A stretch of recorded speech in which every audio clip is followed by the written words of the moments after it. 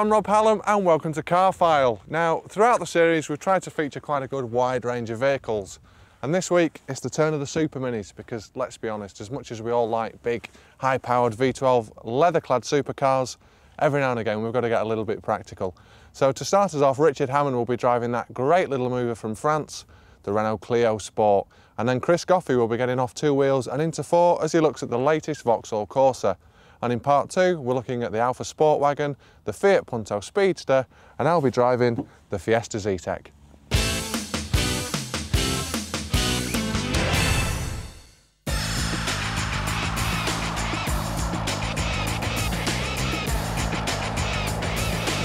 Sometimes, sure, you look forward to driving the cars. Heck, it's hardly a bad job, is it? But then other times, you really look forward to it. You really get up early for it, and even get a bit of a rush on. And this is just such a car.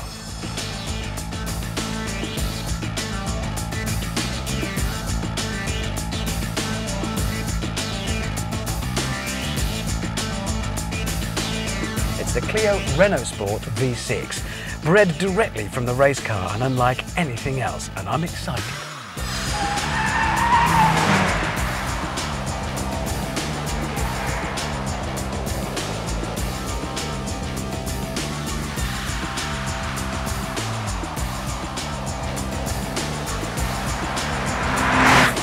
Yes! I got it! It's mine! Ooh, you beauty! I have been looking forward to this for weeks.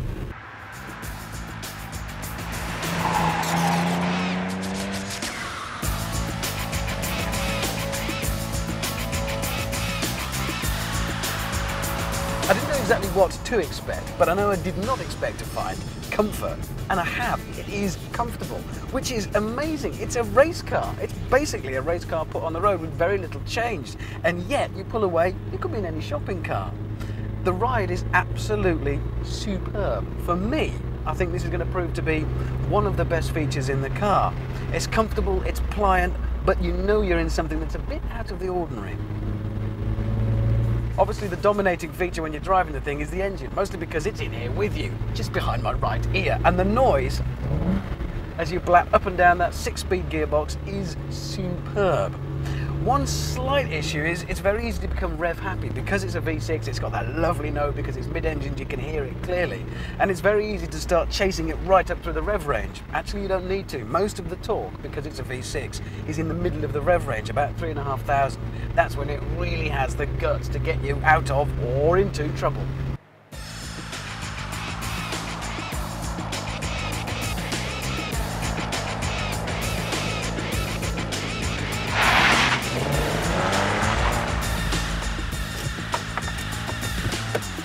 Now, quite obviously, there's no way could you always drive this car to the limit of its potential.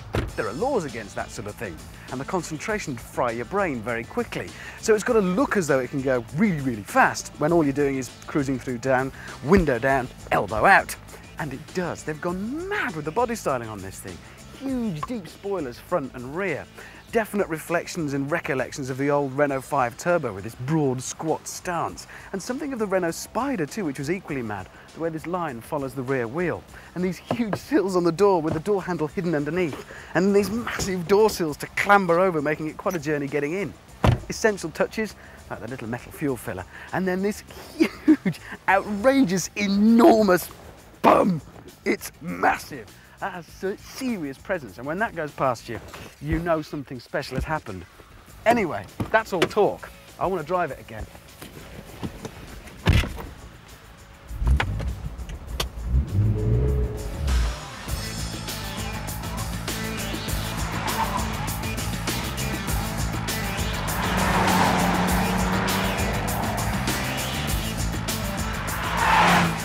On the limit, it is simply superb. It is so predictable and reliable. Breakaway, the point at which the car starts to slide, is very progressive. It lets you know and then slowly loses grip and starts to drift about a little bit. But once it's started to slide around, you can adjust the car perfectly on the throttle and the wheel. And the brakes as well if you really feel the need. So you can drive messily and with great flamboyance, and rather badly, like me, or you could drive neatly and with great precision, like a proper race driver.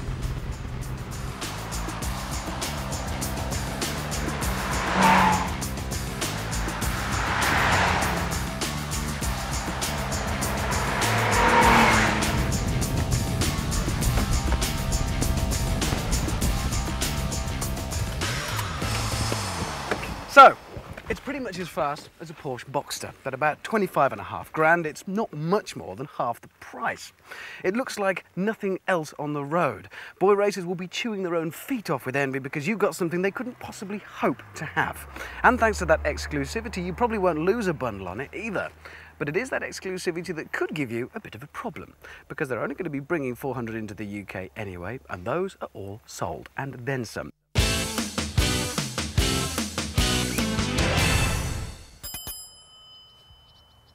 This has to be the most eco-friendly car launch I've ever been on. The hotel provides the bicycles, and Vauxhall brought us here to the launch hotel on the train. What are they trying to say about the future of the private car?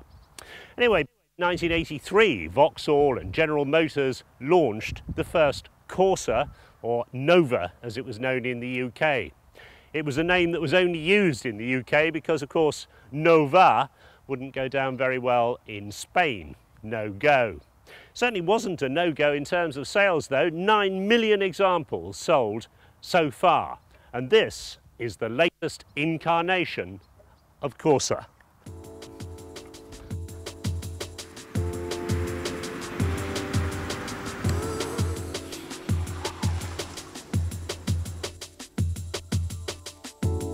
Vauxhall built the new Corsa in just 32 months from the clean sheet of paper. That shows how fast they're getting in this business, almost up to Japanese standards of changing the model range. This is the 1.8 litre SRI that Vauxhall say won't be available until next spring. It'll be available for the first time in an SRI in 5-door form. Does that signify Vauxhall very slightly moving away from the sporty image of the SRI? Nevertheless, it's still quite a quick little car, 125 brake horsepower, 0 to 60, 8 seconds, and a maximum speed of 126. That should keep the lads happy. With its wide track and square stance on the road, you'd expect handling and road holding to be good. Corsa doesn't disappoint. In this SRI, roll is well controlled, though the ride can get a bit choppy. And at high speed on an admittedly pretty rough Belgium auto route, the car could develop a rhythmic pitching movement which felt very strange. But then you're not allowed to go more than 70 on a British road, are you? And the higher performance versions have what Vauxhall call dynamic safety, designed not to let you become too much of a hooligan and get the car out of shape. Inside there's much more room, as you'd expect from the lengthened wheelbase. There's very good elbow, shoulder, leg and even headroom in the new car. The interior trim really depends on your point of view. It's very tastefully done in different degrees of grey, but the overall effect is somewhat sober. It's not a lively looking car from the inside.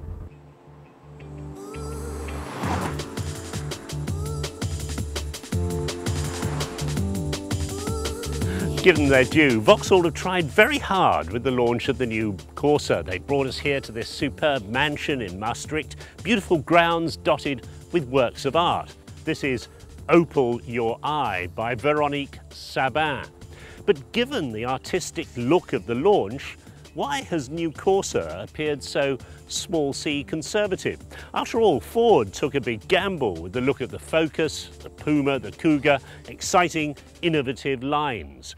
Given a clean sheet of paper, I'm slightly disappointed that Vauxhall weren't braver, a bit more innovative, a bit more Opal Your Eye. Well, that's it for part one, but right after the break, Eliza Portelli will be driving the Fiat Punto Speedster. Chris Goffey's back as he looks at the Alfa Sport Wagon, and I'll be driving the Fiesta 1.25 Z-Tech, so we'll see you soon.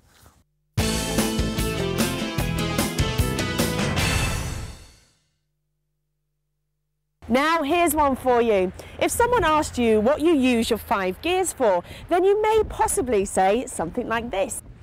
Well, first, you may possibly use it to pull out of your driveway first thing in the morning. Second, well, it could be used for going round that roundabout just to get you shopping. Third gear, well, we're driving with control now down those windy little country roads. Fourth gear, we're picking up speed, going down the A roads with a few little bends here and there. And fifth gear, well, we're cruising now, we're going down those motorways and the dual carriageways, but not going over the speed limit, remember? So why have Fiat come up with this? The new Fiat Punto Speedgear, and it doesn't only have 5 gears, it has 7. So you want to know how it drives? Well, I'll tell you. This sporting version is a 1.2 16-valve engine, and for that I'm amazed at how much poke this car really has. When in standard automatic mode, the gear change is hardly noticeable, delivering a smooth but adequate driving power. And as with many automatic boxes, there is an economy button giving an even smoother gear change and increasing the overall MPG. But with a quick flick to the left, you become fully in control, changing rapidly through the 7 available gears. The handling is extremely responsive, with the hardened sport suspension giving a smooth and solid feel through any bend. And for when you want to tackle those tight manoeuvres, there's a city button which increases the help given by the power steering, so those 3-point turns are just a walk in the park. So what comes as standard on the Punto Speedgear Sporting? Well, there are lots of things, but I'll tell you just a few. Look at the tail lights, a nice razor edge to them on the back, colour-coded bumpers, coloured tail fin, and also your back tail light. And there's more as we go around to the side. Just look at these lovely curvy colour-coded skirts. We've got central lock-in, we've got alloy wheels, halogen lights, and I think the best bit is the colour. Pretty funky, hey? Moving inside, it's still got that funky kind of feel to it with these 2-tone sport seats. We've got some great room in the back there if you've got the kids that are coming along on the journeys with you, with the rear seat belts as well. Now these seats really do feel great, and they are height adjustable as well for your little tiny person like me. You've got your steering wheel again, which is height adjustable, fantastic option. You've also got your front dials as well. They're nice and plain, so they're very, very easy to read, and you've got a visual display unit there as well. Moving over to your radio, a nice powerful, very, very loud radio here, which has got radio and a tape system. Moving down, you've got an option for air conditioning as well in those hot summer days that we don't have. The main feature of this car, the chrome-plated 3-system gearbox. Simply push it down into reverse. Can you hear that? Nice little alarm warning bell there. Pop it down into drive, flip it over to the left, and hey, fancy a race off the lights, boys? All right, maybe not. So the facts and figures. 80 brake horsepower, 0 to 62 miles per hour in just over 12 seconds, top speed of 103 miles per hour, and an average of 43 miles per gallon. Not bad for a 1.2 engine. And the price isn't bad either, with this Speedgear Sporting retailing at under 12,000. Now compare these prices to a standard 5-speed box Sporting or ELX, and there's a mere £500 difference. So why would you want to pay that extra £500? Well, I can think of 2 reasons. First option is you've got the automatic box, which is great for when you're pottering around the shops or if you're stuck in them horrible motorway jams. Second option, at a flick of a switch, you can transfer it over to manual control, where you get the chance to really, really drive the car. And don't forget, it's not 5 gears, it's 7. And that brings me on to my own third, very personal reason, because I think that you fellas out there, you just want to brag to your mates that you've got 7 gears. Okay, true confessions time. I used to be an Alfa addict. In the 70s, I had an Alfa Sud 1.5 Ti, and I loved it. I was really hooked. It meant I could attack anything on the road and pass it no matter how many litres or cylinders it had. It was wonderful. In the 80s, I kicked the habit because it seemed to me Alfa Romeo had become unreliable, the depreciation was horrendous, they'd lost their way, their styling, their brio seemed to have gone. They've got it all back again. The styling, the performance, the appeal, the sexiness of the cars is back in full force, and this is the latest example of the breed, the Alfa Sports Wagon. It's the touring version of the 156, which of course has proved to be the most popular Alfa Romeo they've ever made.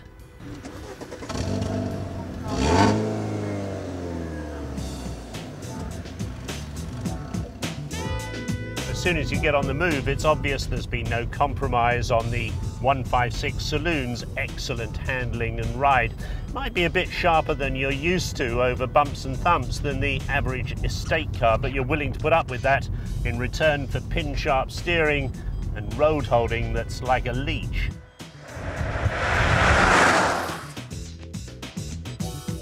Now this car is a 2-litre twin spark and it's fitted with Alfa Romeo's cellar speed transmission, complete with controls on the steering wheel for up and down changes.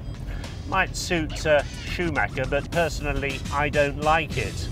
I prefer a 5-speed manual, and I also prefer to have control over the engine myself. If anybody's going to rev up the engine for a down change, I prefer it to be my throttle foot and not an Italian computer. They've actually gone for expensive new doors with a new aerodynamic line to the car, although why they've put conventional door handles at the front here and funny little plastic pull ones on the back, I don't know. Why not have uniformity of handles? And they've hinged the rear door a long way forward on the roof. And the idea of that is that when you open it up, there's very good access to the load area. And once you're in the load area, a use of nets that I haven't seen before that works very well. There's a clever series of attachment points, so you can stretch a rectangular net on either side, across the back, or even diagonally across the boot floor. And there's another net extending up from behind the back seats to stop loads or a dog hurtling forward into the passenger compartment in an accident. And if the kids are being a real pain, well, there's a gladiator net to strap them down in the back.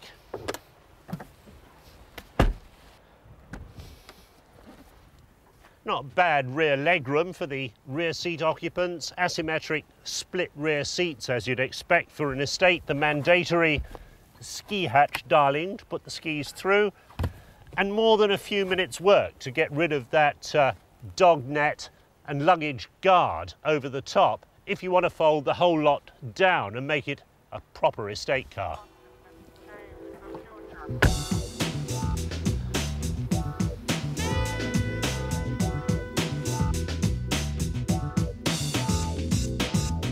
As with the 156, it's a nice driving environment, it's very comfortable, lots of handy cubby holes for distributing all the paraphernalia of long distance driving.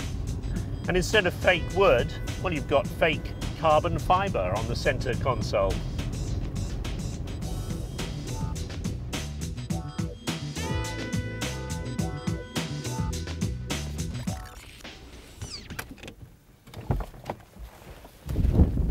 While the twin-spark engine's been around for a very long time and has proved itself in terms of performance and reliability, for me, the most attractive Alfa Romeo engine has always been their lovely V6. And especially the architectural style of the engine. When you open the bonnet, it just looks so brilliant. You just want to keep showing people. And when you're on the move, well, the snarl of that lovely engine note just hasn't been reproduced by any other car manufacturer. For me, this is the best of the bunch.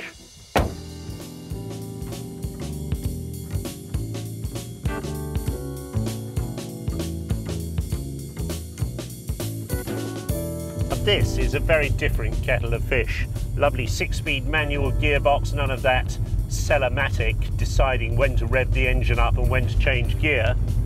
And in front of you a V6 2.5 litre developing 190 brake horsepower. That gives you around about a 7-second 0 to 60 and a top speed around 144 miles an hour.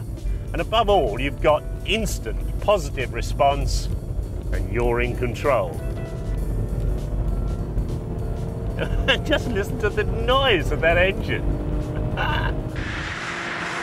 Like the 156 itself, the Sport Wagon comes with 1.6, 1.8 and 2-litre 4-cylinder engines, that lovely 2.5 litre V6 and a 2.4 litre turbo diesel.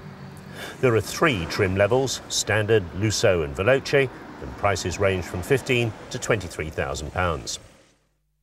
I always used to think that my old Alfa Sud 1.5 Ti was the ultimate machine for the family man who still could be a bit of a hooligan.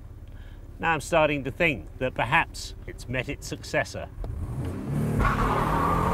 Now, legend has it that in the deep outback of Australia there's some secret caves. And in those caves there's some secret Aboriginal cave drawings. And one of them is of a little car that the natives call Fiesta. In fact, it does seem that these little Fords have been with us since the dawn of time. I mean, when you first pass your test, chances are first car, it's the Fiesta. And then you graduate from uni, you get your first job, you're earning a bit of cash. It's that Fiesta again. And even when you've made all your money and you need a nice little car to complement the Beamer in the garage, it's the Fiesta. And after all that, you've retired and you just need something to get to and fro from bingo. It's this thing. They've always been with us. So really, there's just cosmetic differences between this car and the old one. But that might not be a bad thing, because it's been said by many that the Fiesta has the best handling chassis in its class. And the car I'm driving today, well, it feels to be no exception. It's the 1.25 Zetec, it's the same chassis, and you know, it does feel really, really stable. I can't believe how well it handles on the corners. In fact, I go as far as to say it's actually fun. Now, if having fun in the car is your main criteria, you can go one better, because Ford do offer the 1.6S Zetec engine on this chassis. It's lowered, it's got the bigger alloy wheels, and I guess it's there really to capture those golden days of the XR2. But having said that, this car isn't particularly slow. 0 to 60 time just under 12 seconds, but the engine does pull really well. That, combined with a fuel consumption of about 40 miles to the gallon and the great chassis, well, it's going to pretty much be the perfect car for tackling the inner city and urban driving conditions of today. Now, one area on the Fiesta that I don't particularly like is the amount of cabin and storage space. Up front, the driving position isn't too bad, but there's not a great deal of places to put your little bits and pieces. And especially behind, well, I think on a long journey, it wouldn't take too long for me to be screaming to be released if I was sat in the back. And the same goes for the boot. It is a little bit pokey, and that is one area where the Corsa is better. Both the 3 and 5-door models have bigger boots than this 5-door Fiesta. Well, all in all, I reckon that this Fiesta is still a winner. It's got nice looks, great handling, and pretty good build quality. So I think when the next generation of Fiestas are launched, if they handle this well and they've got a little bit more space in the back, well, I think it'll be enough to keep them going till long after I've retired. Now, on next week's Car File, it's another one of our showcase specials. We're featuring another small car that's won a lot of awards for design and innovation, and it's the Toyota Yaris. So we'll see you next week.